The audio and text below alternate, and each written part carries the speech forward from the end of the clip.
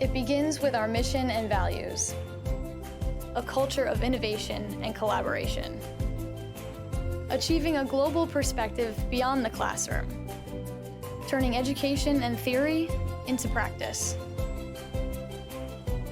developing lifelong interests and connections, and striving to make a difference in our communities. Marist College.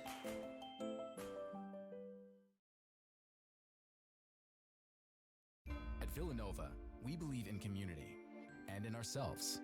We create, adapt, discover, and when confronted by uncertainty, we don't stand idly by. We never have.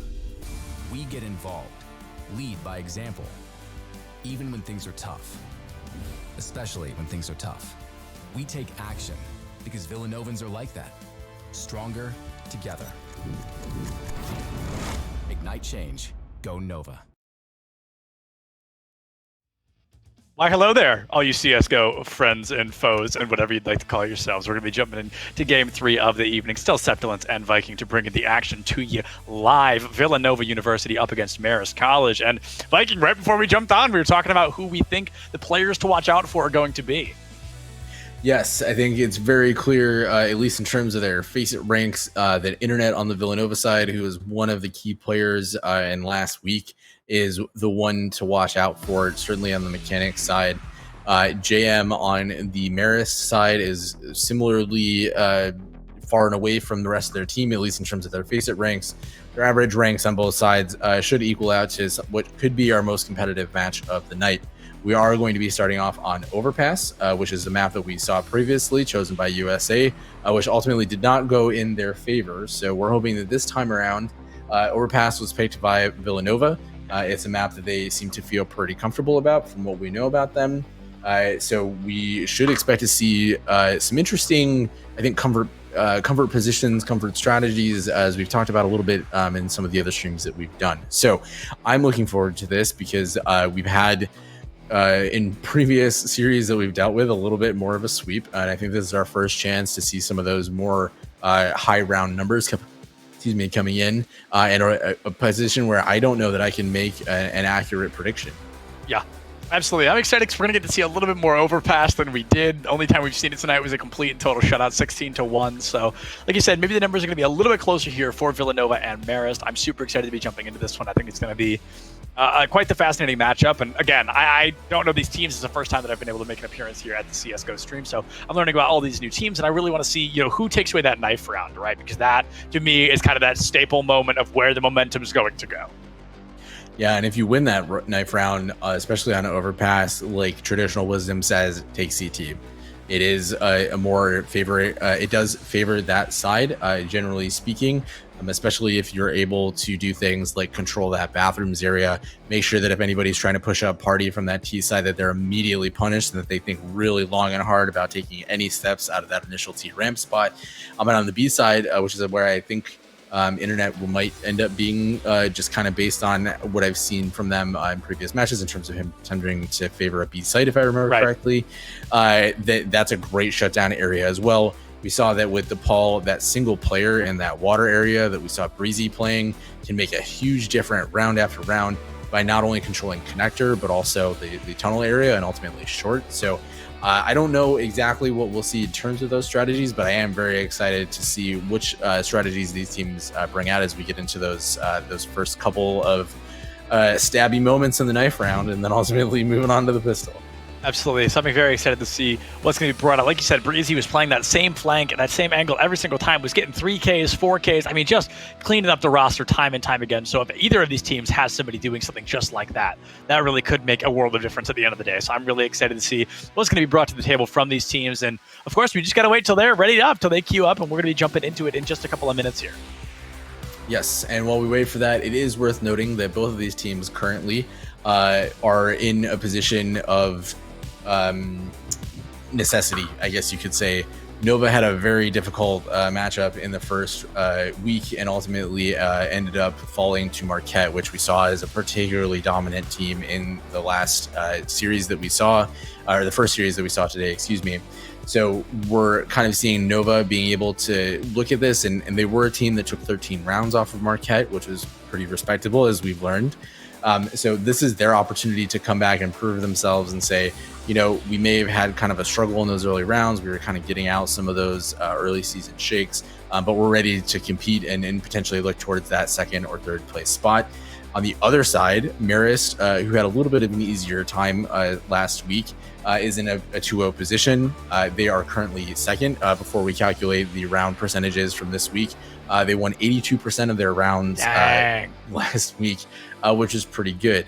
The caveat to that, and I apologize to Niagara because I love you all so dearly, they have shown themselves to be one of the weaker teams in the CSGO league so far. Marist was able to take a pretty convincing win from them in week 1. So it's kind of hard to tell just from the 2 data points that we have about either of these teams who's going to end up where. The cool thing about CSGO is sometimes it can be a single player has a huge impact. So we could see Internet do that for the side of Villanova, and we can say the same thing about JM on the Marist side. So with that being said, we will wait for something to happen in terms of those knife rounds. I don't know how they're doing that because, you know, while we're waiting, though, always has problems. You know, another great thing to bring up, I love getting followers on Twitter. I just feel like we've got a great moment to talk about this. And as I say, we are going to be jumping into the circuit thing. So follow me. It's right there. I promise. Follow me on Twitter. I tweet way too much. I think you guys are going to kick out of it. Anyway, let's jump into the knife round, the action here on Overpass. Of course, that 5v5 knives only here. Let's see which team walks away a little bit more victorious here. Internet in the lead here for Villanova. Going to be the first one swinging that blade. Just leading that charge out there, and for some reason the UI says that they had an op question mark. Hey, maybe they did. Where that came from, but whatever is happening, I guess. So we will look to see what the choice ultimately ends up being as we go into this first round.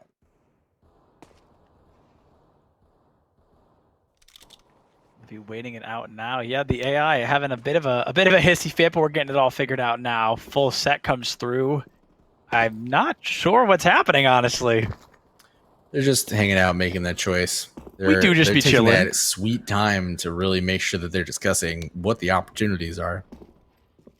We do just be chilling. You'll have to ignore the fact that the kill feed is continuously lighting up. We continuously go back up to 5-5. This is interesting. We've got some unique choices happening now. There we go. That certainly was something, but now we're finally jumping into the swing of things, so we're going to get it all figured out, and now we've got Villanova's map pick, Overpass, kicking off. Marist on the CT side is going to start off potentially from a little bit more of a position of strength. It looks like they're going to put 3 people towards the B bomb site, which is kind of that traditional setup for that starting round, especially because we're starting to see Nova kind of testing out what's happening in Connector, and it looks like they're either going to try to push up towards bathrooms here and maybe leave one person to test out what's happening on the bomb site. Oh, here comes some action now from Internet in the back line. I don't think they were able to. Maybe they just hit Asparagus, but Spragu. I don't know. That's a tough name. Artificial's going to be able to find a kill there. On to Reshiram 12. Artificial going to fall immediately after, so the 1-for-1 trade now in favor of Villanova. Marist finding themselves only 2.25 players left up against the 4 that Villanova is storming in with now. I think, as we said, you know, Internet came out there with the first kill of the game. Certainly the impact in terms of the follow-ups, and he continues to sit in this position where Space Opal seems to have some idea that they should expect somebody to play there. But this is a really difficult retake situation. With the fact that they have a kit and armor, it wouldn't be unreasonable for them to just play back. But Lucky being caught out there is going to be a problem, and they're just going to go for it. Oh, Space Opal finds Internet, a crucial moment with the bomb. Well under that halfway mark now. Internet picks up Lucky. Might be able to find another kill here. Space Opal, tuck and tail, trying to get out of there. Might not be able to do that, though. Rotating around, trying to get away from the bomb, and everybody wants to live to tell the tale. And it looks like they're all going to get the chance. Oh, no, 2 of them go down.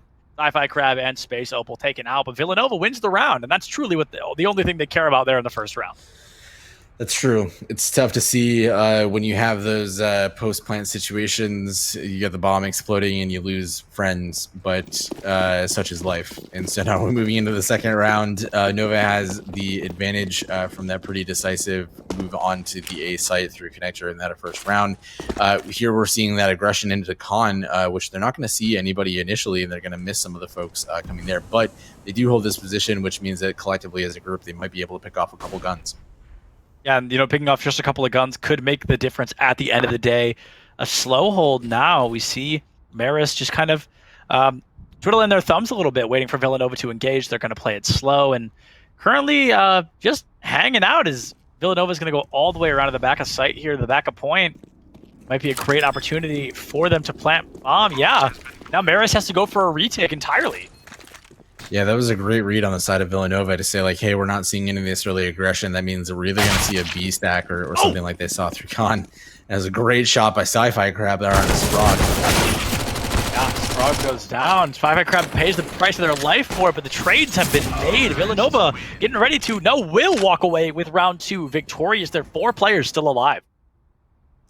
And not doing a lot of economic damage there. I mean, they took away, I think it was a MAC 10. So, they're still going to be in this position where the T sides are going to come into it.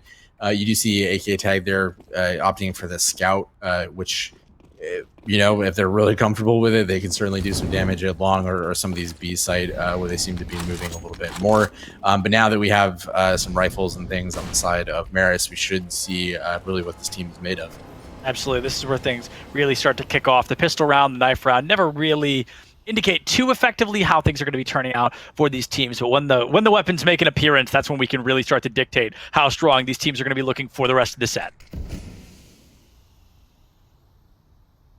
Probably expect to see more of these close angles, especially to get on the B site, just because Space Oval and JM are both limited to the MP9s. So you can kind of see that position on, as you can see the X-ray through the B site there.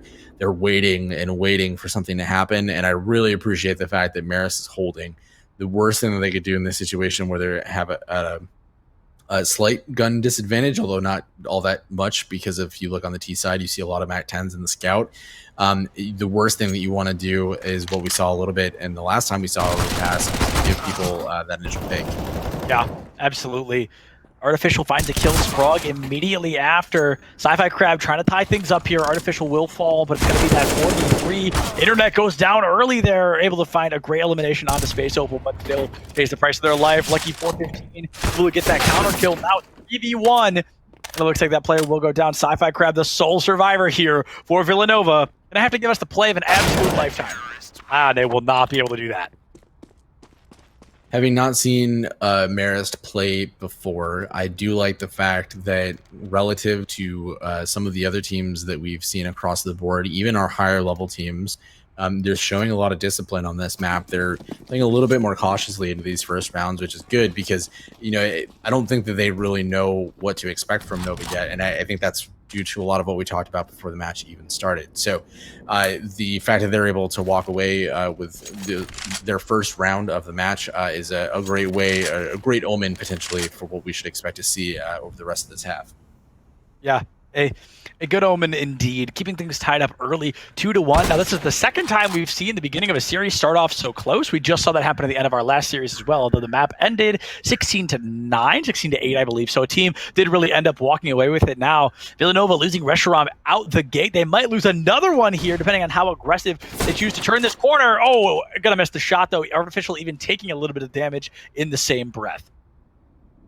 Sometimes I get a little nervous when I see scouts because occasionally it's hubris, which is a tough thing to deal with, especially because he's going for these really greedy repicks when you know that an AK can do a one-shot kill on the head, where the scout can do the same, but it's a lot less bullets and a lot less chances to do so. But he does manage to escape with his life there. He does manage to take down that one, which is a pretty critical thing as you think about the execution we're about to see here. Absolutely. Now the bullets are flying once again, currently in favor of neither team. They're almost exactly tied up, about a 28 health difference that is separating the two. Sci-Fi Crab finds the plant, so no matter if they win or lose the round, they will have that guaranteed extra econ going into the following round. set up in a pretty good post plant space, and Kanye West doing his Kanye best. Ayo. Absolutely, and that's all we can ask for, right?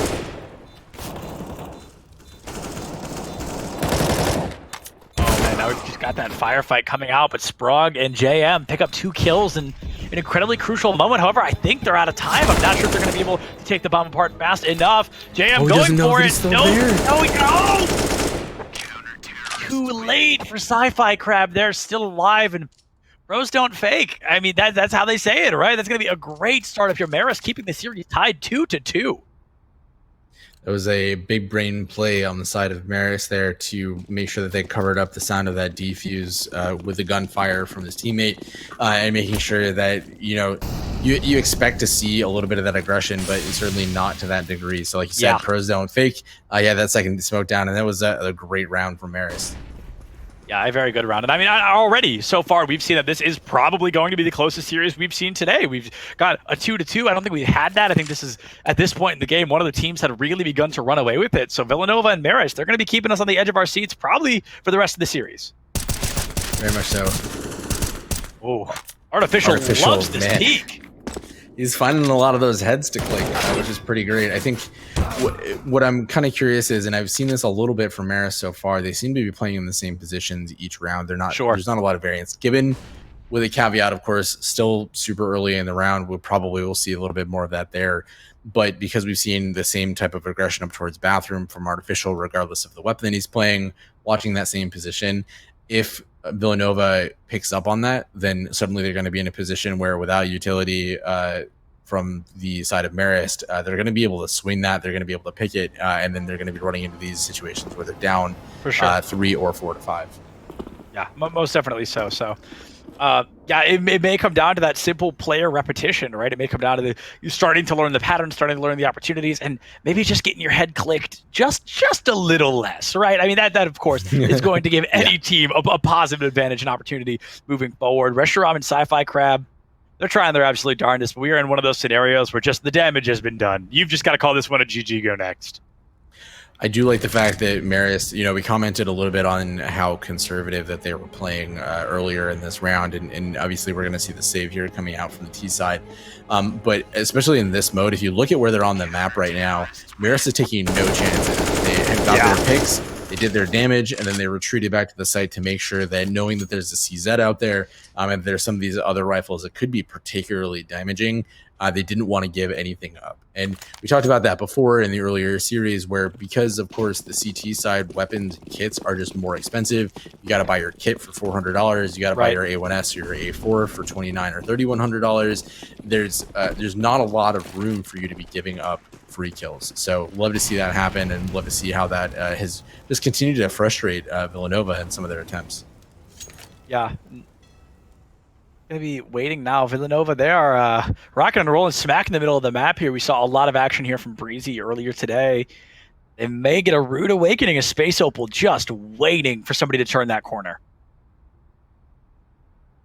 Will someone fall into their trap?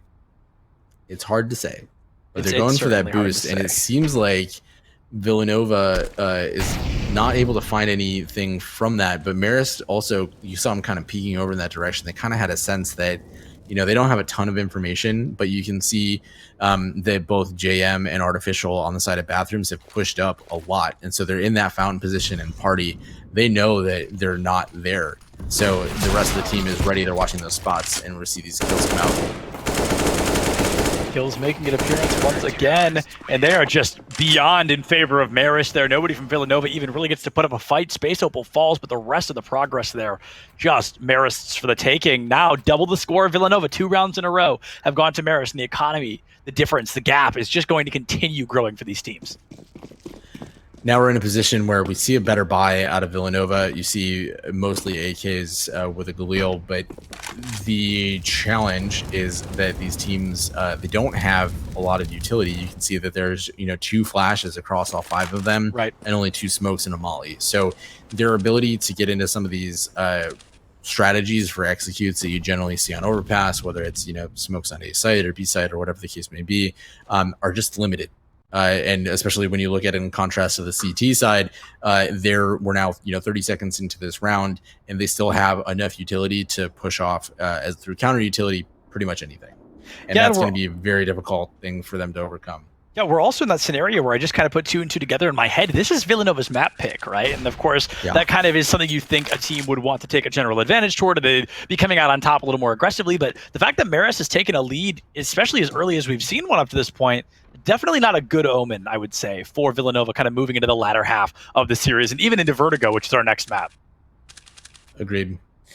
And I think, just kind of speaking to the conservative nature of both of these teams, we did not see a kill until after we got down to the 45-second. But now that first kill from Marist really starting to open things up, and seeing whether Villanova is going to be able to do anything these last 30 seconds, or if we're just going to see them say, well, we did our best, but we waited too long and just giving up some of these free rounds.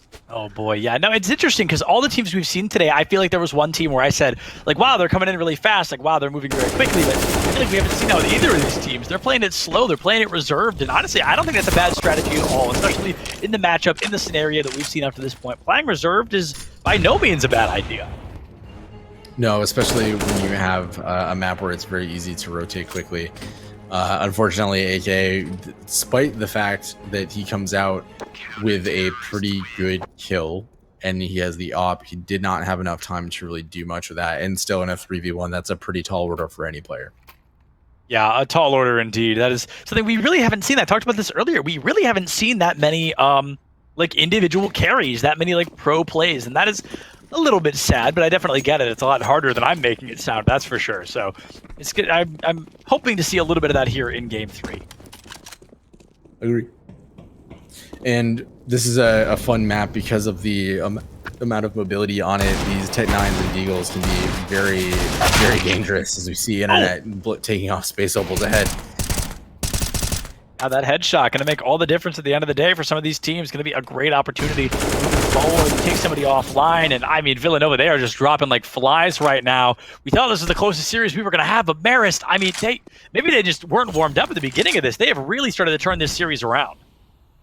They are starting to certainly make a case for being a part of that top tier of the teams that we're running to in this situation, which certainly I can appreciate. And it is a pretty difficult thing as you're Nova and you're sitting there with 15 health between the two of you. Hanging on for a minute is going to be tough. Although it does seem like Marist is just supremely locked to that idea of, we're not going to chase, we're not going to be caught out, we're not going to give them a single inch to deal with.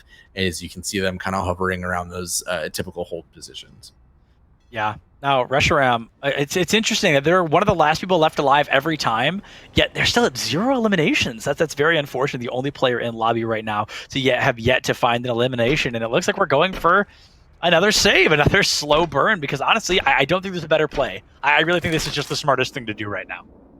It is, absolutely. I mean, if you're the T side of it, you come into this next round, you're probably going to see around 4K for everybody on the board, a little bit less for AK tag there. So if you're able to buy up around the op, even if it's a Galil as opposed to an AK, right? I mean, at least there's something, and you can kind of make out of it. But we are seeing, obviously, as you mentioned before, the economy of the CTs is starting to really run away. The positive side to that, if Nova can string a couple rounds together, they're going to force the CTs into a position where they're not able to buy, and they'll be able to, take a moment to breathe a little bit as they get into, what they're thinking about how to close out this half with. For sure. And, we are getting to that point where you've got to think about how are we going to close out this half, right? We're on round 9 already. We'll only go up to 15 in the first half, and then we'll swap sides and, go for a bit of a tactical reset. But now, I mean, I'm starting to feel a little bit worried for Villanova. Marist has really been on top of this. They've been on their A game ever since extinguish the flame. Round 2, and yeah, Villanova just did so much damage to themselves there.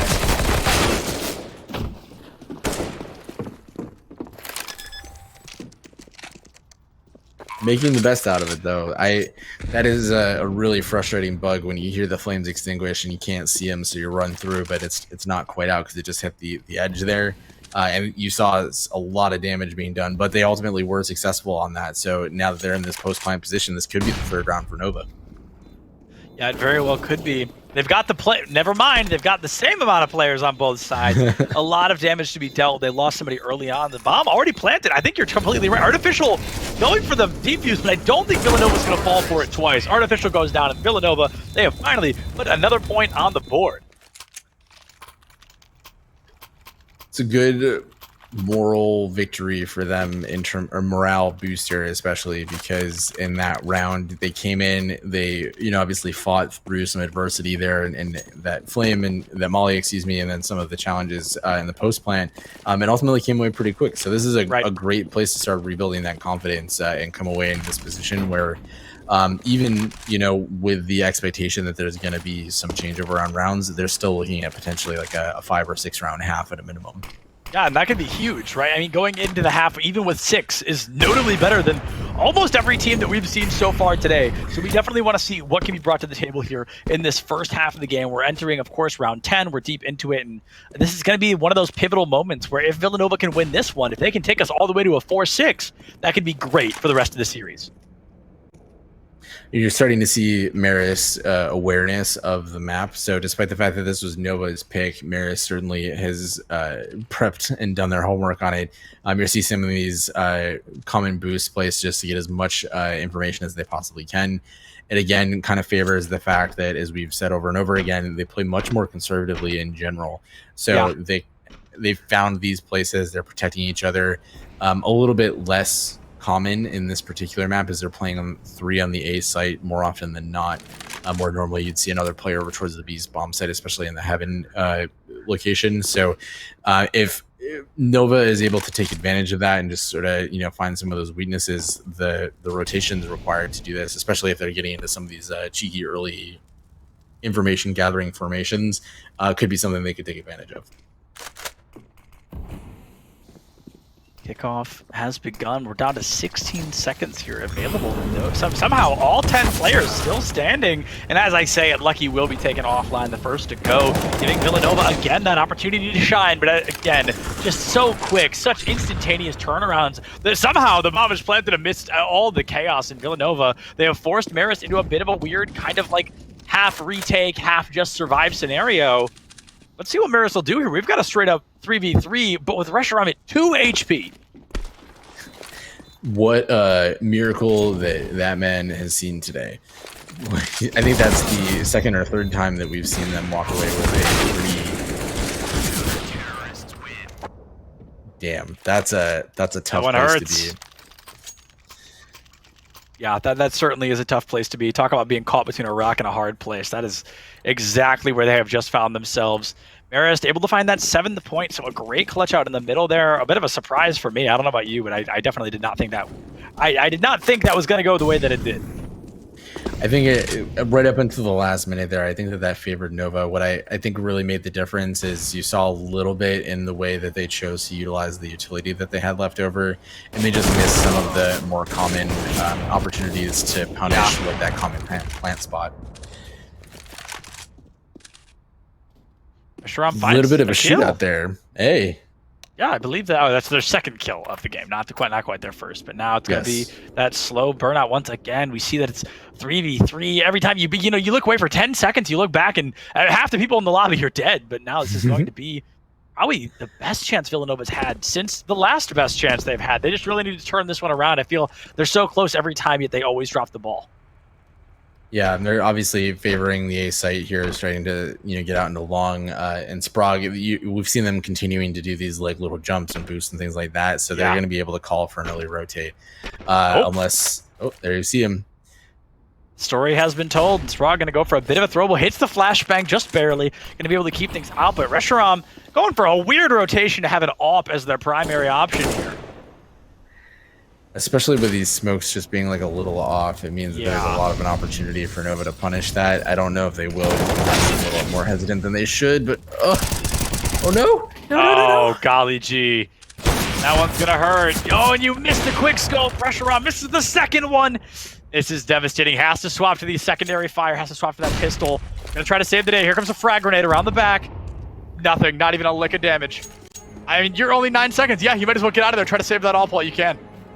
Absolutely. That That's a really tough position to be in, and Rusherum, bless them for trying to get that first shot missing, and then ultimately just doing almost half damage to the box is just it's difficult when you've got that type of that mathematical difference to deal with, and certainly an effort. They did have the right idea there, where they were able to again punish the fact that there weren't as big of a presence on A. That early fight favored them ultimately in how they executed.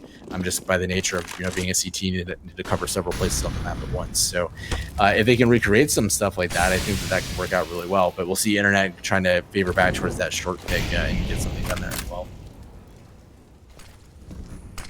I think the most interesting thing about what we've seen so far from this team is... Oh, no! Well, that's probably the most interesting thing we've seen so far in Overpass here is Artificial and JM just rolling house. They will find 3 eliminations, keeping Marist in that aggressive lead position. I was going to say, it's interesting how these teams haven't been as bloodthirsty, so to speak. Like, we actually get a little bit of time before the action starts. I feel like we haven't seen that happen very often in the other series here today. Sci-Fi Crab, basically the sole survivor, picks up 1. You got to find just a few more, and now it's going to fall down to Kanye West doing their Kanye best on this very difficult Kanye quest. This is going to be a tough one to turn around. 8-3, you've got 16 health. You've got to land all 3 shots without missing a single one. It's not impossible, but my golly, is it hard. Yeah, otherwise it's a pretty long timer to run out. Although the way that we've seen Marist play, I don't think that we'll expect to see them try to push, which is a little odd in these situations because, obviously they have a pretty clear numbers advantage. And I would expect that their team would have called out the fact that Kwanye's got not a lot of health. So, props to them to make prudent financial decisions. They probably have less student loans to deal with than some of us out there with that kind of mindset. But it also means that we as the viewers are going to sit and wait through the bitter end of that timer to go down before we'll be able to move on to the next one and see if Nova is able to leverage the fact that they still have a little bit of money in the bank to try to get their 4th round of the game. We're getting to a scenario where I like that Villanova is saving, right? I think going for a save round is something that people don't do often enough. But you can't keep saving. You can't just save every round. That's like the 4th or 5th time we've seen a round end with a save. And that's just, it's obviously not helping the KDAs, right? Or the KADs here at CSGO. But It's just, I feel like Villanova needs to step on the gas a little bit. Yeah, well, I think they're sort of maybe subconsciously allowing Marist to dictate the speed of it because Marist obviously playing very conservative means that they're not going to get a lot of those early picks. And even when they're on the site, there's not a lot going on. Yeah, that is, the lights are on, but I'm not sure how many folks are home there on the other side of that one. Really appreciate the use of the smoke balls. We have seen that Villanova kind of struggles in these post-plant situations, but Space Opal's not finding that initial tag. So as long as those 2 players out of con don't end up doing the damage, Kanye really coming out huge for Villanova there to make sure that they can have a comfortable post-plant in this situation. Yeah, Kanye coming in like a hurricane. They're able to turn things around. Like you said, we're in that straight-up post-plant now. Villanova trying to put that 4th one online.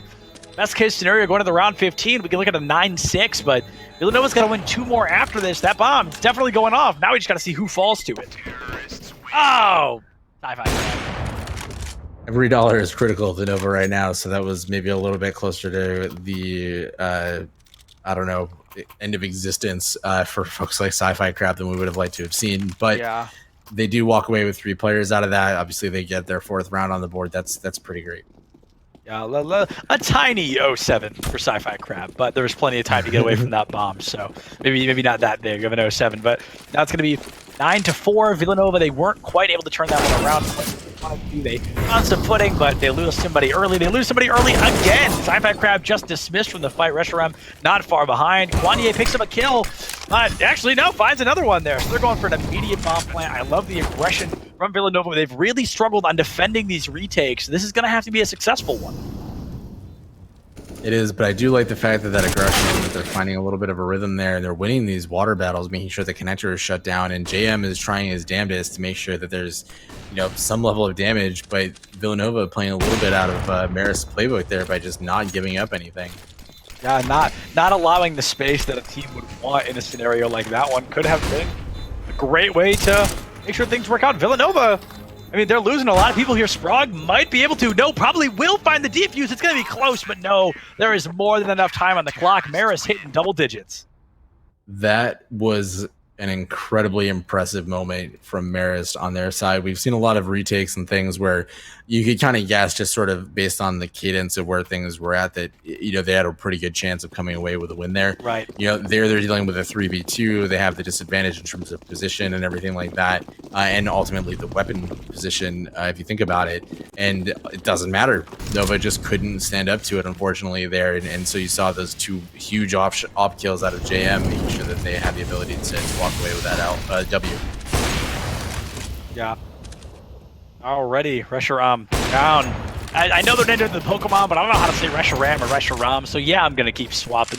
We just be doing that. Now it's gonna be JM with this op so far, able to find 2 kills already. There's only 2 left. Guanye has an op, but oh man, there they go. It looks like Lucky is gonna be able to pick up Sci-Fi Crab as well. Probably the cleanest round we've seen from Marist in a while. Yes, very much so. I mean, you can definitely tell, just sort of based on the way that that came together, that Marist is feeling themselves right now. Yeah.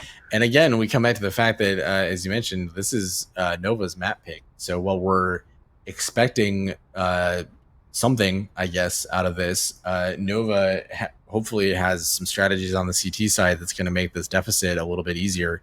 But the Marist timeout suggests that they're really thinking through how they want to close this out as quickly as they can.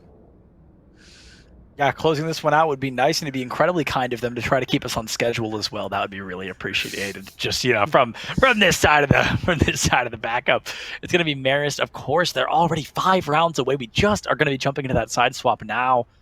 I mean, Viking, what does Villanova do here on the side swap to kind of improve, right? Well, what can they do differently? I think it's tough to say initially, just because we've seen a disparity between the two teams in terms of their general mechanics. So expecting them to take some of those 1v1s might be a bit of an ask, but I think if I'm looking at the strategy from Nova, I'm probably going to put Internet on B. It's the easiest place for a single player to really anchor that down, or playing from the A side, of course. And then I'd probably play 3A the same way that Marist did, just to give them a little bit more advantage. That way they're able to potentially help out Reshiram, who's, you know, as we talked about, struggled to get some of those kills on the board. Maybe putting them with, you know, Kwanye or Sci-Fi or something like that should be able to give them a pretty good shutdown for the A side.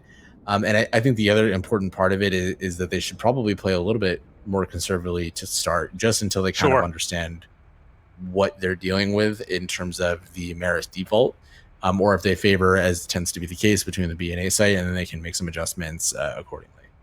You know, correct me if I'm wrong, but this map is CT sided, right? Kind of CT advantage. That's the role you want to pick, so to speak. Marginally, certainly. I mean, every map I think in the current CSGO meta has a pretty good balance, except for maybe Ancient, which I think is probably a little bit more dominant on the CT side than most.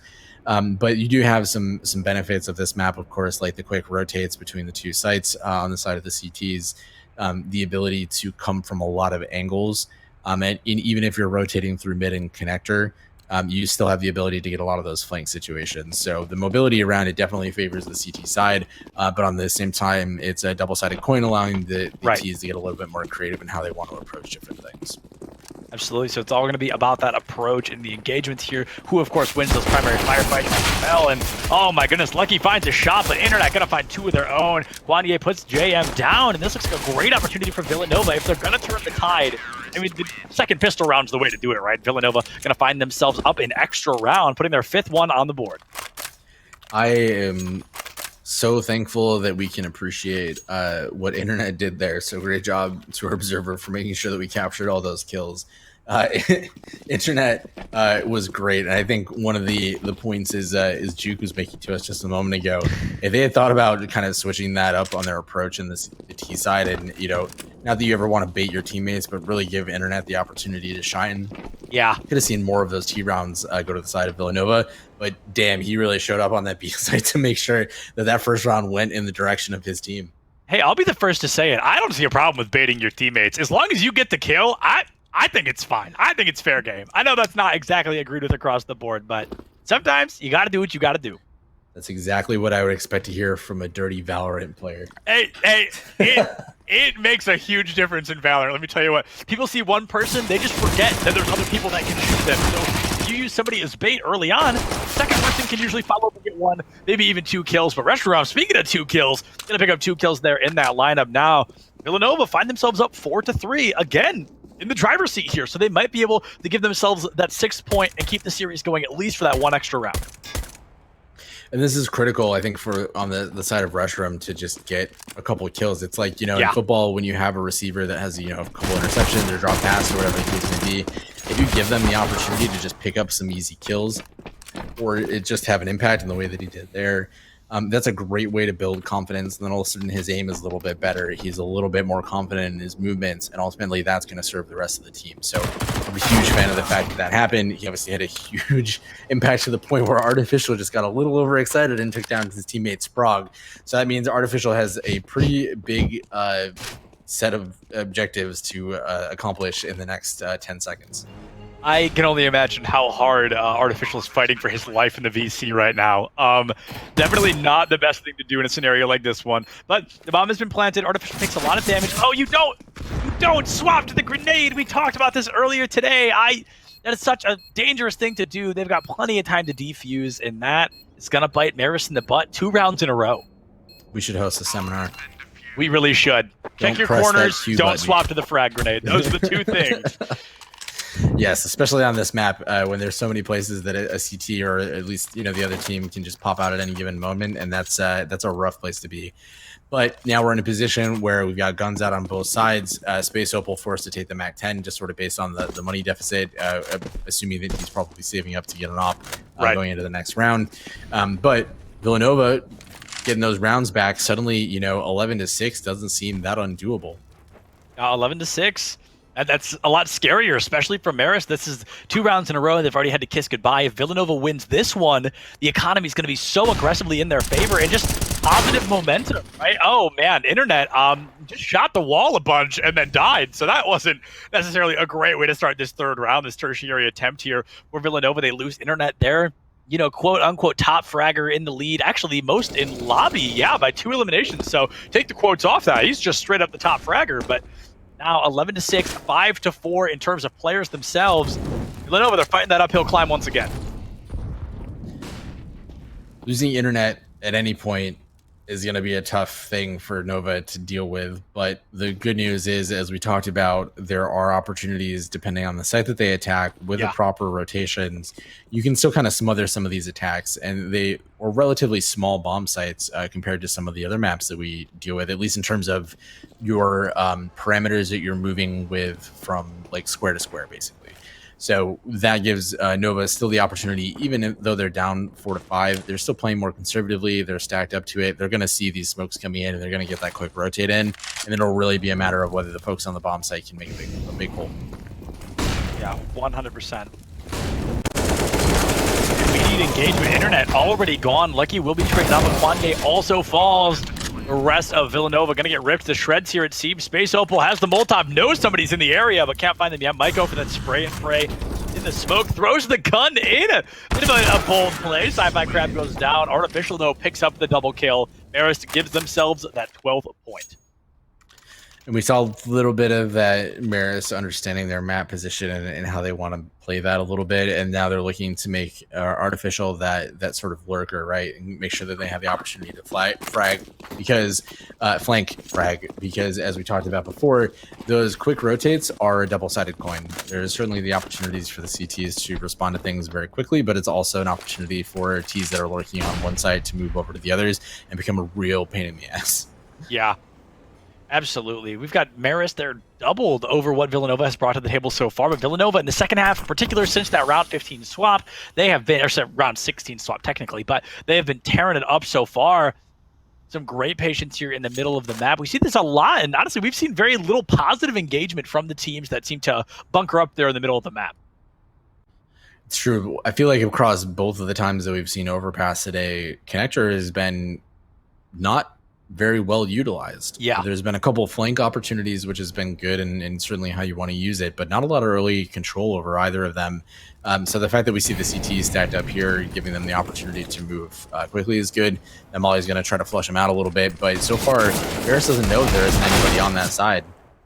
Oof, JM finds 2, Artificial picks up another, and Reshiram ducks just enough to get Artificial out of the fight. 2-2, Reshiram at 46 HP, excuse me, 3. There's 3 on the side of Marist, so the numbers advantage definitely here. Marist there just a couple of rounds away from pushing us into Vertigo. Well, they have to go all the way back for the bomb, which means by the time they get there, they're going to have maybe 15 seconds or so. It looks like Nova might have called it and are deciding not to go for it, which is a shame because, yeah, obviously they don't know where the bomb is. They would have expected it to be planted by this point in time. But if they had been there to disrupt, or maybe they got a kill unlucky, this round absolutely would have been theirs because there's just not enough time to deal with the threat of a CT. Yeah, 100%. Now the bomb has been planted. Like you said, they had enough time on the clock. They're able to get it planted, so that new timer kind of resets itself a little bit. A great opportunity for Villanova to find that re-engage. However, not sure they're going to be able to. They're still down. It's 1.5 to 3, so the health advantage very clearly here in favor of Marist. Internet waiting for somebody to get a little bit too aggressive, or maybe waiting for them to run out from the bomb. Maybe just looking for some exit frags. Yeah, I'm not sure that they know where the bomb is planted, although because the sites are clear enough that you can get some of that residual elements of it, but they're just going to sit in those safe spots towards T-spawn. We're going to move to the next round. The unfortunate part about that is we still don't have a lot of cash on the side of the CTs. They were already in that position of a very light buy in that, and we talked about it, you know, if things had been moved around a little bit, if they had read that a little bit better, they would have had the opportunity to make that a real difficult round for Marist. But now they're back to a position where they have a mixed buy. There's not a lot that they can do. And we see the dualies come out from Sci-Fi Crab trying to make a difference. And the dualies, we've seen these, you talked about this earlier, we've seen these a lot today. This has been a very common choice to be made by some players. Now, like you said, Sci-Fi Crab putting all the weight on their own shoulders, trying to make a difference here at the end of the day. Only time will tell how successful they'll really be able to be. And they're coming on to an empty bomb site, and so it won't be long before they probably start to feel the flank from the CTs coming through it. You see JM trying to suss it out a little bit, although he's moving away, so maybe not. Oh man, JM just a massacre to the highest degree, able to find some great value there. That was, again, one of the fastest rounds we've seen in a while. Marist able to get all 5 eliminations in maybe 10 seconds. Really a great showing there. And one of those classic CS moments where your team, you know, you're forced to, you know, into a bad economic situation. Your options are we can try to play conservatively and try to catch somebody out, get a gun, and try to, you know, really grind our way through that round, trying to take any advantage we can. Yeah. Or you can take the gamble. You can force people through a particular position on the map. You can do nade stacks. You can do all that kind of stuff. The pro of that, of course, you could do a lot of damage very quickly, but the other side, as we just saw, is if you guess wrong, and it really is, it's guessing, it's a 50-50 shot, and you end up in the wrong position and trying to play retake with USPs, it's very rarely going to work out in your favor. But at least they come back in this round now with rifles and hopefully a fresh outlook on life. Yeah, it bites you in the butt, it certainly does. You take that 50-50 gamble, and when it doesn't pay off, it really throws a wrench in your plans, so to speak. And let's see whose plans are going to get wrenched just a little bit more here in this round 21. Only 9 rounds short of a full game. This is, if I'm not mistaken, this is notably the furthest we've made it into a series. I'm not positive on that, but we're definitely up there. Gonna have 5v5 here in round 21. Only less than a minute already, and nobody's dead. Surprising, not unwelcome. True. Choices have been made. Good or bad, that's up to you, but they are choices. And now we're still playing such a slow rotation, such a slow game from Marist here. But, I mean, the point's not exactly wide open, but they've definitely got the numbers advantage. Maybe Internet just... Oh, that Miss Molly is huge. Oh, golly gee. Internet gonna get caught out, just standing in the flame, taking a lot of damage, and will fall. Sci-Fi Crab the next to go. All of a sudden, 5v3, Marist advantage once again.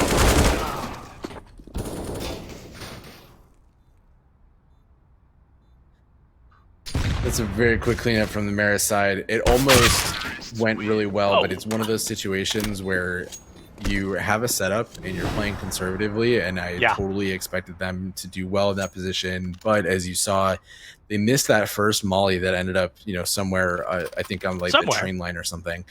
So Internet had that false sense of security. You saw that he had the smoke grenade out ready to extinguish that flame. So he wasn't expecting that. And so when the actual molly came in from short, he didn't have any answer to that. And that just kind of set the tone for the rest of the round, just having a very difficult time. So they're now playing on match point for their lives. And, you know, an auto shotty kill is a good way to start. I have to agree. What a way to start a round. Now 3-3. I mean, just blink and you miss it. Everybody is dead. That's just how quickly that happens. I swear, it's absolutely absurd here in the world of CSGO. Y'all are moving at top speeds that the likes of me, have never seen before. Mesharab, a pistol and a dream, but no, Marist is going to be the one to put down Villanova here on Overpass. That is going to bring us to our next and final map in just a little while. But first, I do want to talk about, Viking, what did Villanova, what do you think they did? I don't want to say incorrectly, but what do you think they could do better moving into Vertigo? I think so the T side, it was pretty tough. They didn't have anything from Marist, right? We talked about how conservative they play. They weren't giving them an inch. And if you're a team that is not as confident in your executes, as we started to see a little bit, as they were kind of lacking in some of those utility usages, it's really difficult because you don't get picks to play off of. So you don't know where you should be putting more of that effort.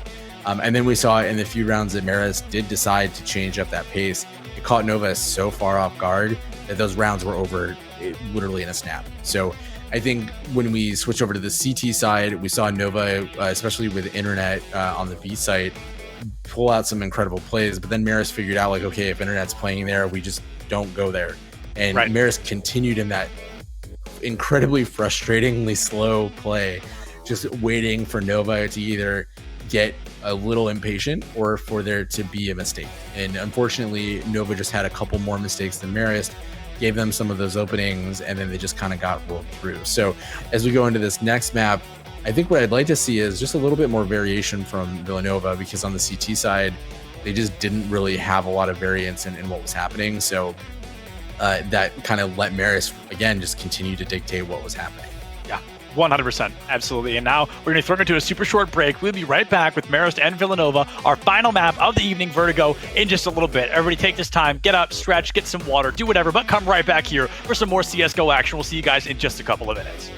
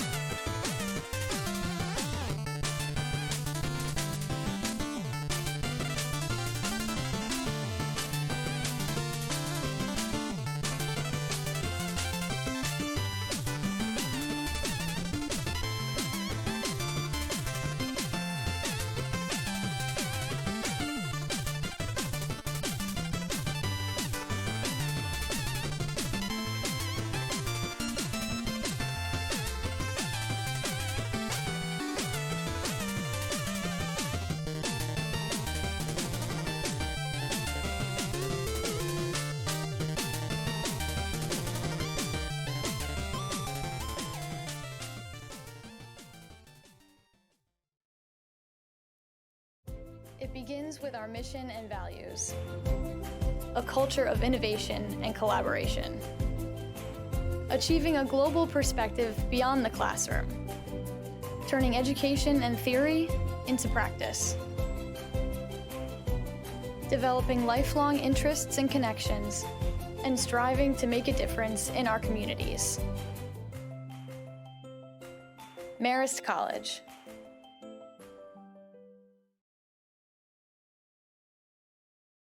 At Villanova, we believe in community and in ourselves. We create, adapt, discover, and when confronted by uncertainty, we don't stand idly by. We never have. We get involved, lead by example, even when things are tough. Especially when things are tough. We take action because Villanovans are like that. Stronger together. Ignite change. Go Nova. What's going on, everybody? Welcome back for our final map of the evening. We are on the second map of the third series of the day. It's going to be Marist against Villanova. We're going to be jumping right into game on Vertigo. Actually, the first time we've seen it today. It is. It's one of those maps where I think there was some hesitance about it at one point in time, but the significant reworks over it have made a pretty big difference. We now see it often, significantly more often. And it's notable to say that this is Marist's pick. So last game we saw with Overpass, which was Nova. Unfortunately, they weren't able to pull enough rounds together to declare a victory and ended up taking that or losing that 6-16. So we're hoping that despite the fact that this is a Marist pick and therefore you'd expect Marist favored, that Nova is able to build more of that. They are starting out on the CT side, which similar to Overpass, quick rotations, a lot of flanking abilities, great opportunities for Nova to change up what they were doing a little bit on the last map, be a little bit more aggressive in how they're thinking through it, and hopefully string some rounds together to turn this into a 1-1 series. Yeah, and you definitely know this map better than I do, but this is also one of the more vertical maps in CSGO, if I'm not mistaken. So that's going to be kind of an interesting thing to add up as well. As a lot of the other maps have just been kind of who's around you on the same plane, but not who's above and below you as well, something to take into consideration. Could be said that it's so vertical that one could get vertigo. Vertigo, yes, absolutely. That is. I'm really curious to see what's going to be happening here in terms of that verticality. I don't think that's a word. If it isn't, it is now. I said it, but either way, accept it as such. Yeah, I'm very excited to see if that's going to make an impact. Like, is somebody really going to be top fragging from the heavens, or vice versa? Somebody really catching out a team. But Marist with an instant timeout. I assume there's probably a player setup challenge or something as they're thinking through that. It seems unlikely that they would come into this not having an idea of what they were doing, right. Although I guess if they expected to be on CT side because they're so confident in their stabbing abilities, hard to say. But like you said, this is a super vertical map. It is one of the few maps that give a lot of flexibility in how teams can approach it from literally different levels and perspectives. Right. And it also creates some interesting opportunities on both sides, CT and T, to think about the angles that they want to play. There's also a lot of really great cheeky angles that they can play into. So we hope that Nova, who was able to think through hopefully a little bit more now that they've had that timeout on the side of Marist, to see if they can get something going there. There's a lot to take into consideration here, and I always get a kick. We passed this sign a while ago, but the one that says 0 workplace accidents, and then we're going to watch a bunch of people die over and over in the same area. It gives me a great chuckle, and I was just informed in even better information, guys, that you probably all already know, but it actually updates during the deaths, so that is super fun and exciting. But now we're going to be jumping in. The pistol round has begun. Villanova v. Marist. Villanova, they're looking to put something in that win column.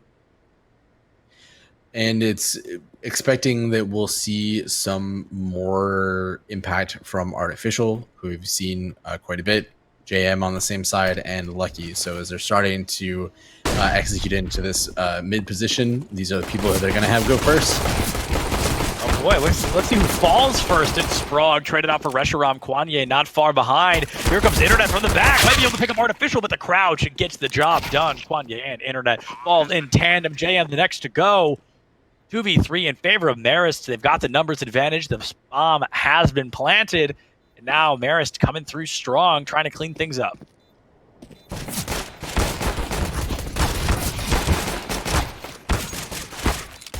Oh no.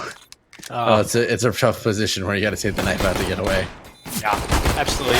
You're usually dead if you've got to pull the knife out to escape. That usually means things have not gone your way. Lucky now waiting out on the rafters here, able to find one kill, stops the defuse once. Can they stop it a second time? Oh, they're going for the full-blown kill. Space Opal not going to be able to live to tell the tale, but oh, I think the damage has been done. It's far too late. Sci-Fi Crab has to accept their fate, falls off the building, and bites the bullet there. Taken offline, going to give Marist the first round win.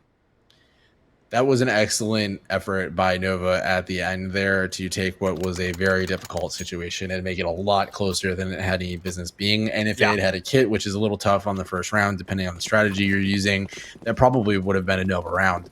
Especially when the fact that you're looking at 5 HP, I think, between the two of them and able to take 2 down. That was great, and I think it really gives an opportunity for us to look at it and say, Nova's got a good chance of doing something, and as they're going here for the flames, we'll see if they notice. Yeah, we'll see if there's a notice here, but Lucky is going to be taken offline before anybody can notice much of anything here. Just an immediate trade back and forth. Somehow, Marist on top of it, putting that second round away and keeping the dream alive for Marist to walk away with a 2-0 victory.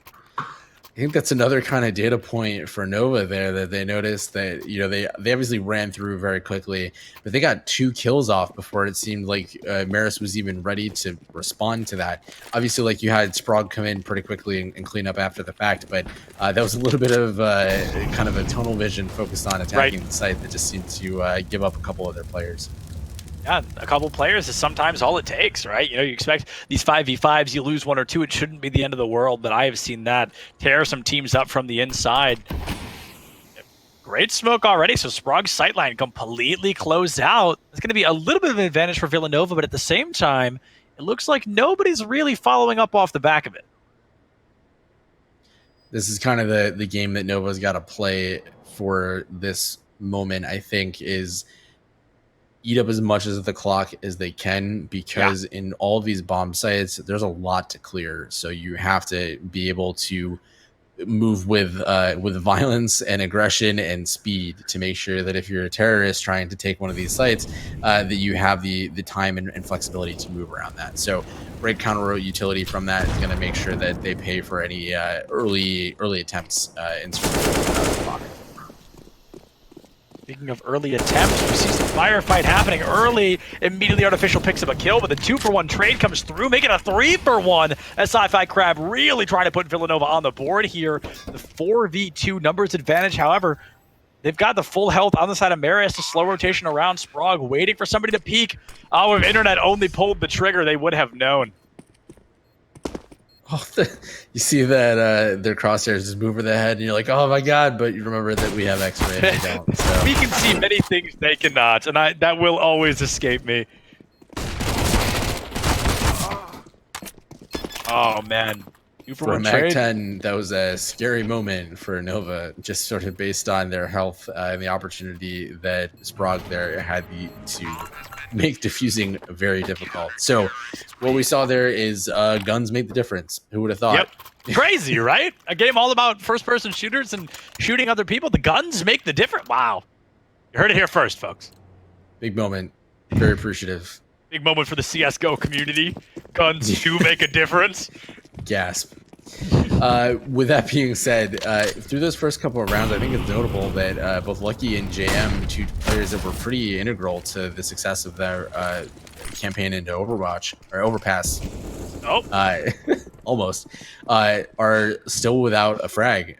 So, it happens. Obviously, it's early rounds. There's not a lot of kills to go around necessarily, but it is notable that your impact players are pretty quiet as they come out to this, and despite the fact that Marist is up 2-0. And Marist finding themselves up 2-1. Marist finding themselves up 2-1 is actually insane when you consider, like you said, those top frags haven't done much of anything so far. They've really been quiet. So that goes to show that Marist may not be one of those teams carried by 1 or 2 players, but instead a team of very strong individuals all just happening to go to the same school and getting to bring this team to the table. Now, that full minute on the clock here in round 4, and of course, you have to get all the way up to 16 points to win. Villanova getting Marist to run for their money, but if this is anything like Overpass, Marist will probably run away with this in the second half. it looks like they're setting up for that A site, but it looks like Nova is prepared for that with 2 players there ready to take on some of that aggression.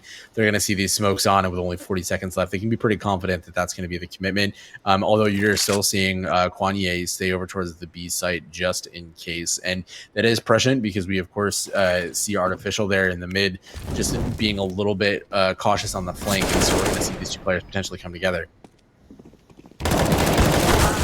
Comes that damage once again. Sprog picks up 2. JM finds another one in the middle there. Era's going to go for the bomb plant. They're going to be able to find it, but no, here comes some spray and pray action. The bomb will not be planted. Villanova got that 1v1. Kwanye versus Artificial, and it's Kwanye who emerges victorious, tying the series back up 2-2.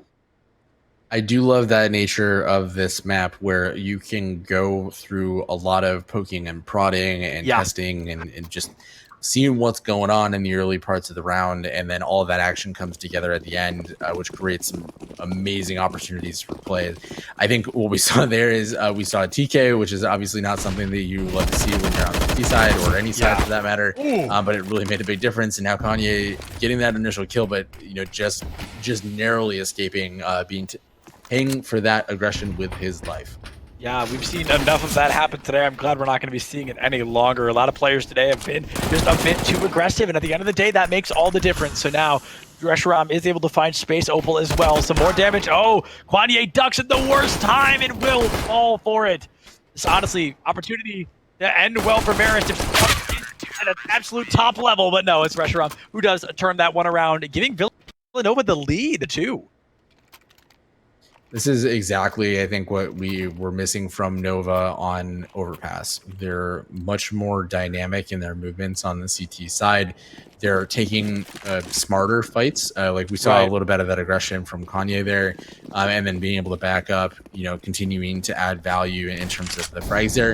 And, again, it was on pistol rounds, so you kind of expect that, but you also know that Marist is pretty dangerous regardless of the hardware that they're packing. So I appreciate the fact that they're playing this out in a way that is ultimately, certainly worked out for them so far with that 1-round advantage. Yeah, it has worked out well indeed. Nobody's falling quite yet. I think a projectile from Marist there almost got messed up by Sprog. They're able to live to tell the tale. Now Molly coming into action. Sci-Fi finds one, traded out straight away by JM and Lucky for the basically 3 as Lucky's crit and JM not far behind. Marist, they're losing the numbers early on again. And these are the rounds that Villanova really starts to run away with, is when somebody just runs in, finds a kill, and makes it all worth it. Artificial, this entire round is going to fall onto their shoulders. Able to find 2 already. Only have to find 2 more. Artificial might be able to pull this off. Or they might die straight away. It's a toss-up, honestly. 2 top fraggers going off. Just what more could you ask for? Frag! Internet and Artificial, like you said, 2 top fraggers. Artificial having a bit of a better game, but Internet, alas, is the one that's able to turn that matchup around and keep the dream alive, giving Villanova a 2-point lead once again. I don't know who this team is. It's so different from what the CT side that we saw in Overpass was. Just the level of confidence, the hitting of shots, all of that. So far, it's working off. I know it's still really early, but we've seen in the last couple of games that once we have those types of things, the team can really run away with it. Yeah, 100%. We talked about that earlier, right? Where I said we see that in Valorant all the time, is how these teams, they'll lose the map they chose, and then they'll win the other one. It's so weird. We see it happen all the time. Maybe these maps or these teams just get a little bit too confident. They're like, oh, we know this map. We're fine. And then, usually, it can bite them in the butt. Either way, though, just one heck of a showing so far coming out from Villanova. They have woken up. Reshiram in particular, currently sitting at, 8 eliminations, almost the most in lobby, doing a phenomenal job up to this point in time. Really feels like a brand new player. Very much so. Reshiram was one of the players that we talked a lot about more on the opposite side. Oh, is that an ace?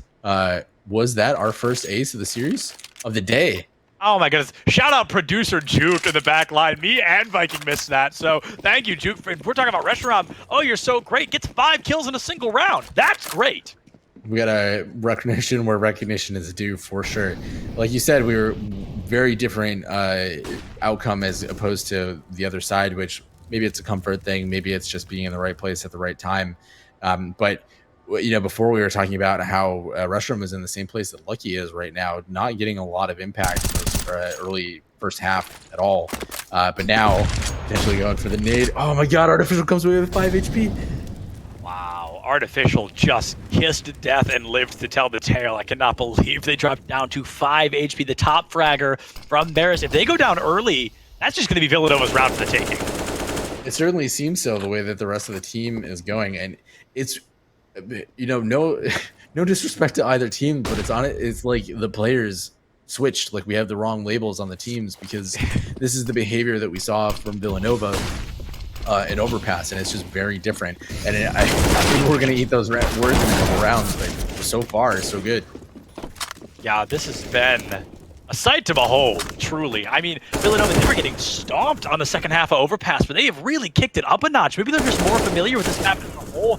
Internet getting hyper-aggressive, trying to find Opal, but not finding the kill quite yet. Lucky's already gone. It's Space Opal and Artificial. There's only 39 health between the two of them. Space Opal gone. There's 5 health left on the board. Artificial ate a grenade right at the start of the round and now has 5 HP. Currently nowhere near anybody else. Maybe going for a save. Probably for the best, but maybe not. Maybe he's like, yeah, I got 5 HP, give it a shot. And Internet's going to shut that down and make sure that they don't walk away with any value from that round at all. Yeah, the less value, the better, right? I mean, that's just going to be a best-case scenario for Villanova. No saving for Marist. Villanova up 6-2. They are just steamrolling right now, and this is great. You love to see teams that don't have the best of rounds really turn it around and come out this strong here in Game 2. And Nova absolutely has to keep the gas on, because this is, again, a map that does favor the CTs a little bit, not a huge amount, but it's something where, walking away with 6 or 7 rounds is not going to be enough to put you in a comfortable position going to the next half. So they really need to come through with it. And Internet doing an amazing job with that double spray down and getting the 2K and really starting to wake up and see himself a little bit more on the kill feed. Meanwhile, unfortunately, Lucky is just not very lucky today. He's having a lot of difficulty finding any of those early impact plays. And as a result of that, he's just, kind of been punishing and ultimately been kept to the sidelines. Yeah, definitely stuck on the sidelines here. I think that's a really great observation, is Lucky has just not been able to pick up their feet quite like we need them to. It's really been, I mean, they're 0-9. They got an assist somewhere in the middle, but unfortunately somebody stole that kill from them. 6-2, all 5 players from Villanova on the table right now. Marist down to only 3. I feel like Marist, I mean, they've really dropped the ball a little bit here. Not unlike the drop game. Oh boy. Oh boy, indeed. Artificial goes for the kill. Kwanye picks up Space Opal in the midst of things. Oh, golly gee, there is another kill on Artificial. Jam finds Internet, but I think you're going to have to find 3 more kills to really make it 26 seconds. Puts down Sci-Fi Crab. 2v1, 18 HP in a dream.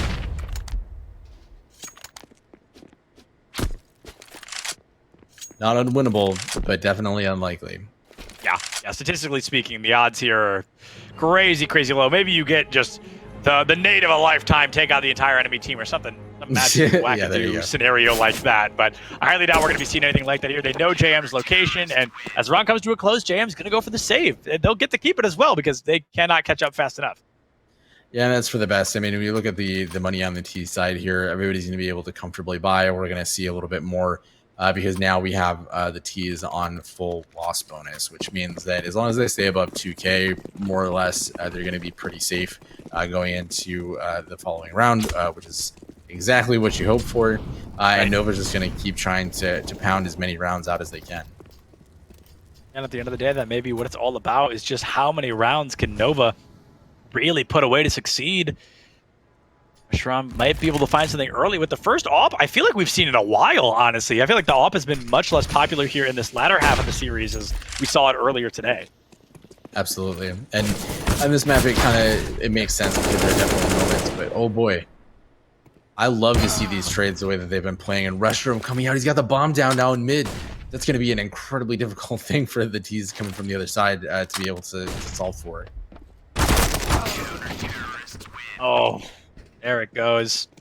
Devastating. And it looks like JM also has DC'd a little bit. Unfortunately, we're going to have a bit of a DC, a bit of a lag out. And now we're going to be keeping an eye on Wayne. Player to watch out for, subbed in the middle of the game. I mean, down 8-2. Wayne about to tear it up. I mean, he's the name of the game. Going to be Wayne getting ace after ace here, tying things up for Marist. Looks like we're just going to stay on pause. It looks like Sprague noted to us that the power went out temporarily, so he's hopefully going to be getting back in. The good news is both teams get a couple timeouts. Luckily, Nova being a good sport and helping out. Shout out Villanova. Keep it going. Yeah, serious shout out Villanova there. Great sportsmanship to time out. Maybe they were going to time out anyway, right? I doubt it. They're up 8-2, so huge shout out that they went out of their way to make sure there was as little time available as Marist needed to have 4 players in a robot. I don't know. Who knows? I think we should let Wayne play. I don't know. I think that'd be fun. No, just kidding. I don't think that'd be great for Marist. As entertaining as that would be for us not playing, I'm sure the actual players would not be stoked. Very true. Let's see what happened. All right. And Viking is now gone as well.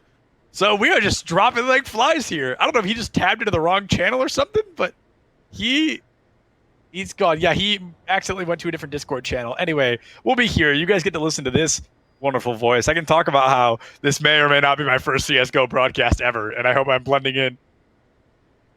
I'm blending in well enough to keep you folks alive. We may have to throw it to a short break, but we're going to keep hanging out. I'm just going to keep talking to you guys. I hope everybody's having a great day. I don't know. I'm having a good day. Been talking about CSGO for 5 hours. That's always a blessing. Hey, the king has returned. Well, we're going to... Shit. We might have to throw to break. We might not. We're getting some intel right now. Bot Wayne, I don't think he's going to do much for us, so nobody ask him his opinion. Well... The way that our rule set works for this is they can pause for as long as they have available to them. Generally, when we have these types of situations that are outside of people's control, we try to do the best that we can to accommodate that. But in the worst case scenario, they're going to play with the bot, which is unlucky for Marist in this situation because, of course, they're down and they're playing on the T side, and it can be a little challenging. But we're going to see what we can do there the best. Yeah, absolutely. I think we're going to throw it to a super actually, I'm not going to call it a super short break. I have no idea how long this break's going to be, but it's not going to be super long. We're going to try to get Bot Wayne subbed out. We're going to try to get our man, JM, back in the game. So we'll be right back in just a couple of minutes, folks.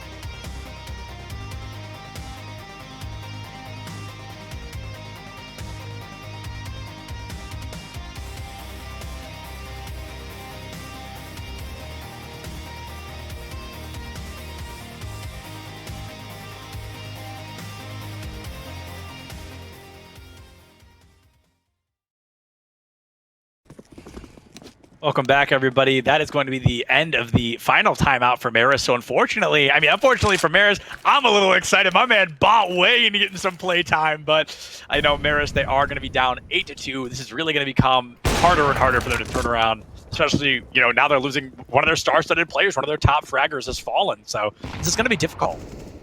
It does make some of the executes a little bit harder, especially because we've had some of these challenges, but it does give the opportunity for really, honestly, Artificial could just rush in, die, and get a second chance. So there's, some different elements of how you could look at having a bot. However, it looks like Lucky ran into the bomb to the B site and unfortunately lost his life. So that's going to make it an uncomfortable position for Marist as they try to play out the rest of this round. Yeah, absolutely. Marist finding themselves. It's going to be Sprague against the world. Space Opal taken out early there.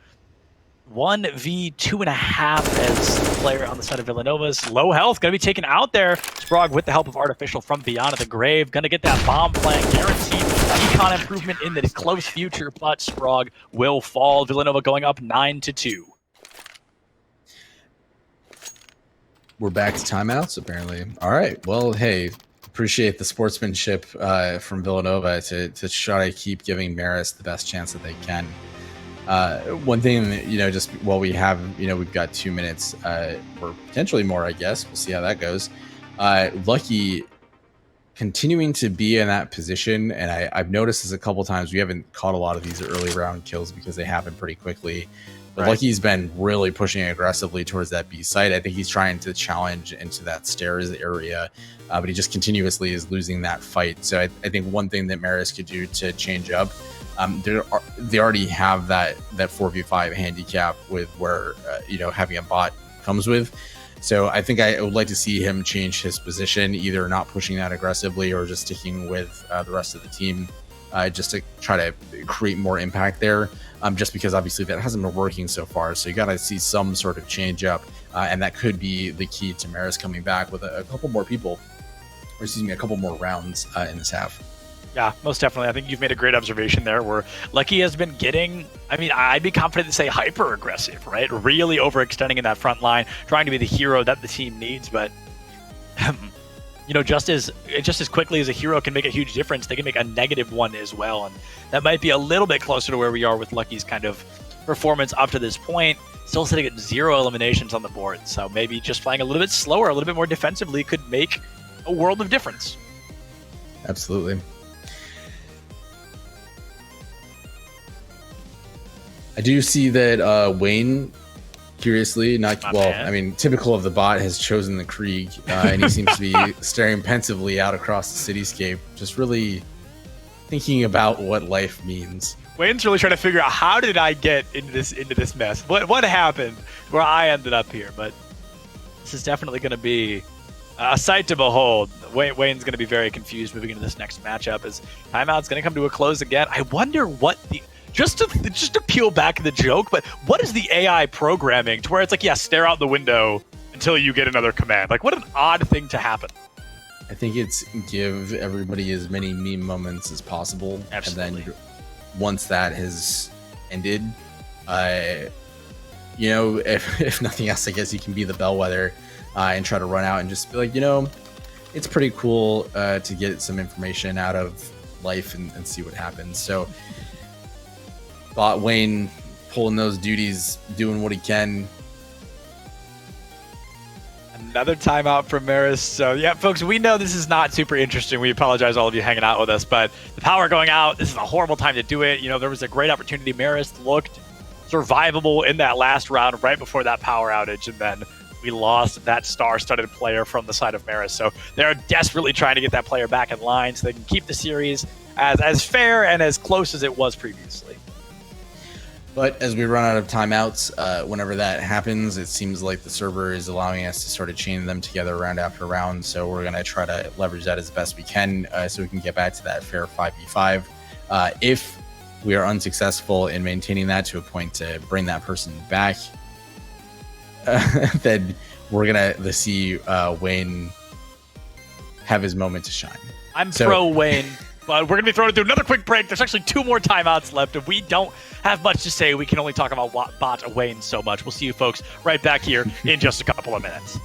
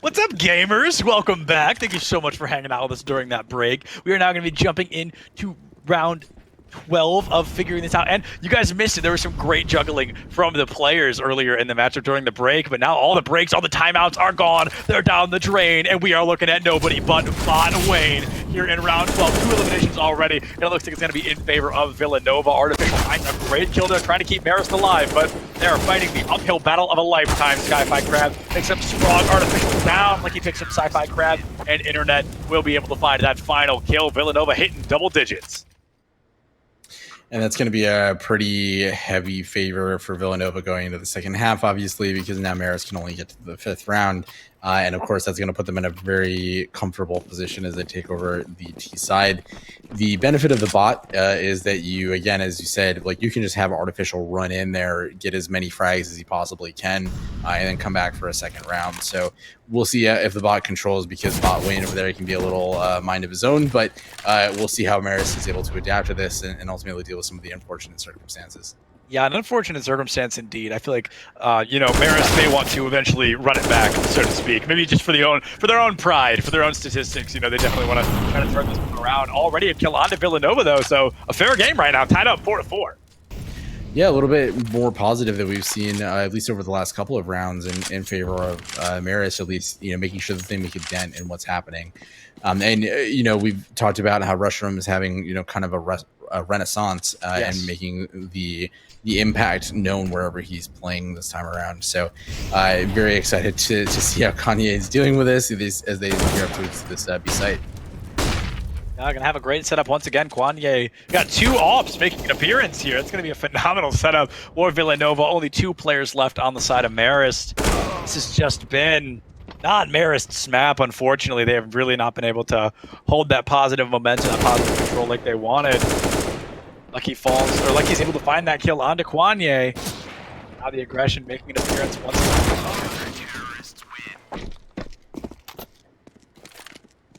On the other hand, Lucky got his first kill. So that could be the start of something for them. True. I think it's really difficult if you go so long just feeling like you're literally running into a wall every round and just not getting that momentum. But now that he's kind of broken that seal, we could see, significantly more impact from him. Yeah, no doubt about that. Some positive impact could definitely be seen here from this reborn player in the latter half of Vertigo. Waiting all now. The pressure decides what comes next. Wrap on round 14. We're in it now. Wanya picks up Spawn Wayne, and now another kill may come out for Villanova here. A lot of damage on the fallen side, though. 4 players currently alive for Marist, but Sprague will be taken out. Artificial now will fall there. He'll be able to find that kill as well. Artificial just cleaning them up. This is exactly what we were talking about, right? You see Artificial really stepping up as we kind of expected them to, and unfortunately goes down to Sci-Fi Crab there, but he still puts his team in a position with Lucky and Space Opal alive, and Sci-Fi Crab, who's had a pretty good half so far, still at a numbers disadvantage, and the lucky part is Marist is coming into an open bomb site.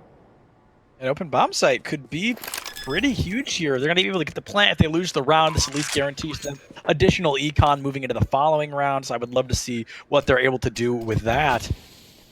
Bomb already planted. I'd say almost a quarter of it already gone. So Villanova, they're really going to have to hold W here.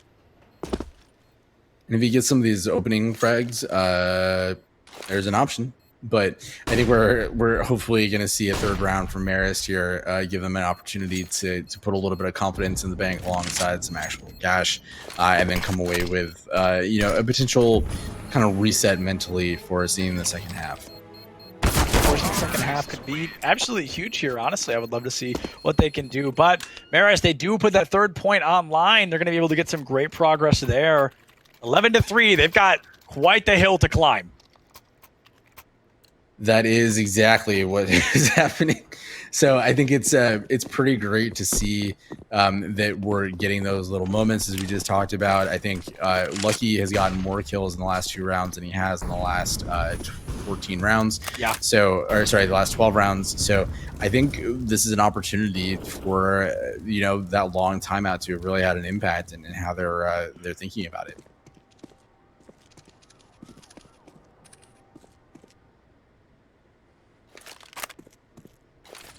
So much patience now. I feel like nobody wants to engage because Villanova, okay, we can't just hold W every time. But Marist, they know if they do, they'll just eat some bullets early on. 2 eliminations already in favor of Villanova. I'm sorry, no, it's 3-3. Reshiram actually 12 HP, so Marist in the lead. And a good position for them to be in. Certainly, we've been talking about how important it is for them to make sure they take whatever rounds they possibly can, both for the win, but also for the standings. And just a huge turnaround for Nova coming out of a very difficult first map. Yeah, 100%. So Villanova, they're padding their stats, so to speak, looking a lot cleaner here in this latter half. And of course, getting to play a 5v4 is certainly going to help you pad your stats a little bit. But at the same time, they were already so aggressively in the lead when all 5 players were. And it's really like Lucky just took that moment to just get out of his own head and think, man, I have an opportunity to really turn stuff around, because while we were, and I don't say this to criticize too heavily, but because Lucky just was getting those getting picked off so early in the round, it was like Marist was playing a 4v5 in a lot of those rounds. Right. Just literally. So now they're in a position where Lucky has found his feet, so to speak, and getting some of those impact kills. And now they have to deal with the bot who's going to go out there and discover that all of the T's are in mid. NT Wayne, NT. He's doing his best. Wayne just doing Wayne things and at least giving us a good chuckle, right? At least we get to have a laugh. Now, Marist, I'm sure they're not laughing. I certainly would not be were I in their boots. So it's definitely an unfortunate scenario, but maybe one that, Marist might be able to stack a couple more points on there. Space Opal now, the sole survivor of the team, might be able to make something happen, but again, feels pretty unlikely. He does have armor, doesn't have a lot of bullets. So, that's rough. But that's okay, because there's always another round. there's always another round until the game is over, and there's not another round.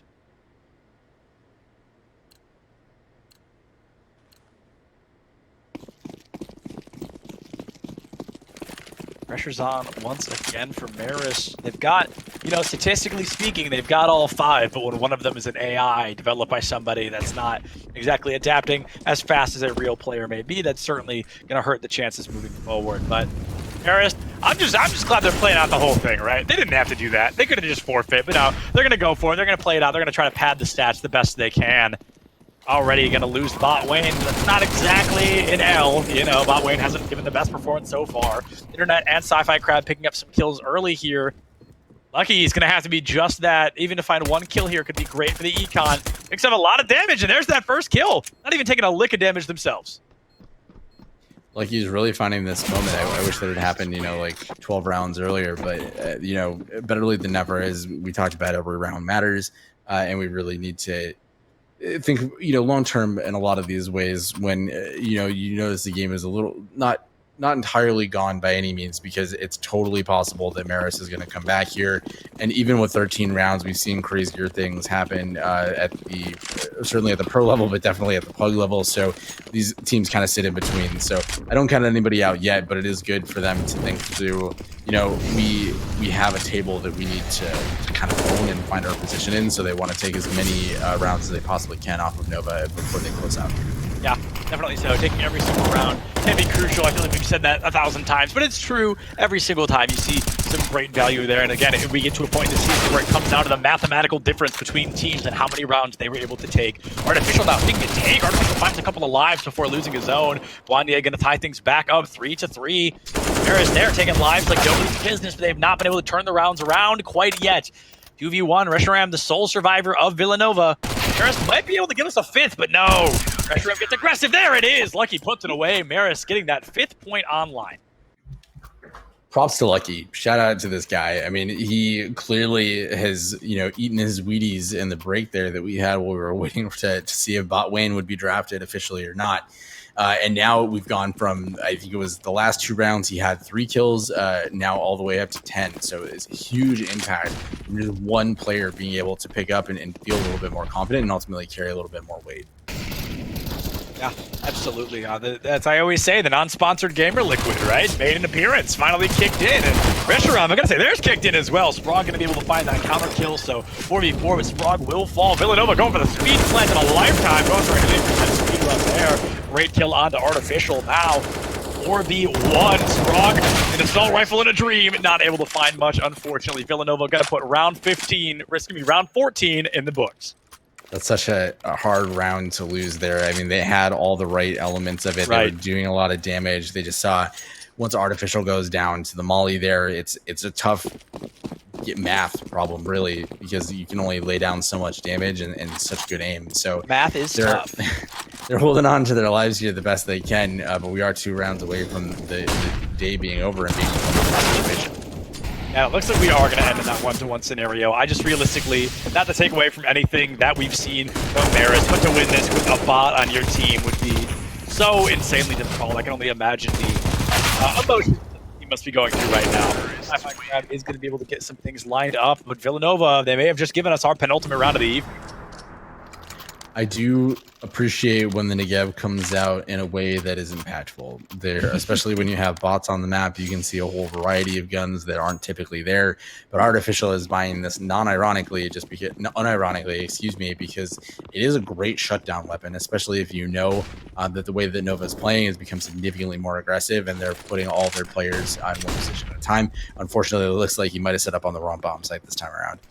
Yeah, the wrong bomb site can make all the difference at the end of the day, right? You've got to be there, you've got to be in the action, really make it all count, make it all work out. And Sprog's Facial will pick up 2 kills early, currently a 5v3. Somehow, Bot Wayne was not the first person to die this round. That's pretty exciting. It's going to be the bomb. Figured out those radio commands. Oh boy. Holy cow, talk about aggressive. Goes for the leap off the stage. Not quite able to get that kill. A frag coming out now, trying to find some value. Space has been made. Internet has to duck away. Might be able to find a kill. Puts down Space Opal, but also falls to Lucky. Mom's already getting to that danger point. Somebody's got to go for the defuse if they want to make this round count. I think Marist is going to be able to catch it. It looks They've got it, right? Yeah, the music didn't start, which is our 10-second countdown timer. So plenty of comfort, plenty of opportunity there. Lucky coming out with that critical frag at the end there to close it out and ultimately get the defuse. So like you said, I feel like they kind of figured out the radio commands finally to get Bot Wayne to just chill out at the beginning of the round, which means that they've got a better chance of seeing him survive through the first 45 seconds or so. Although he seems to be really confident in the grenade that he's carrying. So I trust him. You know what? I trust Bot Wayne. I think he's been doing a great job so far. And Marist is going to watch this VOD back. I mean, why would they? But they're going to watch this VOD back and think, wow, they really like Bot Wayne. And I do. It's true. If anybody had to be subbed in for a power outage, I'm glad it was Bot Wayne. I like Bot Toby personally, but it's certainly nothing against Bot Wayne. That's okay. I didn't like being friends with you anyway, Tyler. It's no big deal. It's no big deal. I'm more of a Bot Wayne guy, but it's cool. I get it. Just now starting to appreciate some of the skins that we're seeing on our teams here as well. And this golden coil looks pretty nice with the stickers and the stat track. Well, that's right. I forgot CSGO players can have skins that are like thousands of dollars. That completely slipped my mind. Yes, very expensive. That's pretty bonkers, honestly.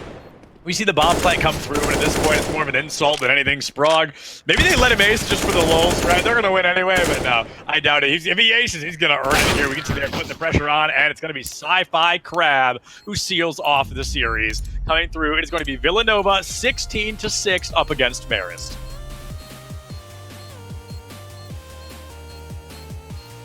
Not the way that I'm sure Marist wanted to give it their all going into the end of that, but Bot Wayne certainly played his heart out and carried that nade like a champion. So absolutely. Unfortunately, that's the circumstances that we deal with just in the CSGO, is there's always some sort of weird, odd thing that goes on and happens. But with that being said, Marist did come away with a very decisive first map onto Overpass, so they're going to walk away from this still feeling pretty good. That means they're going to end the day 3-0 in their 3-1 in their overall record. And Nova's going to come away with their first map win. So I think overall the general impact for both of these teams was a net positive, and I think Marist should feel good knowing that even with the fact that they had to play a couple rounds with the bot, but they were actually able to do pretty well. So I think that, I'd be very curious to see what happens when they end up going against the likes of Colorado, Marquette, and DePaul. I think they do deserve to be in that top tier of our teams here in this league so far. Yeah, I absolutely agree. Definitely unfortunate that Marist lost them early.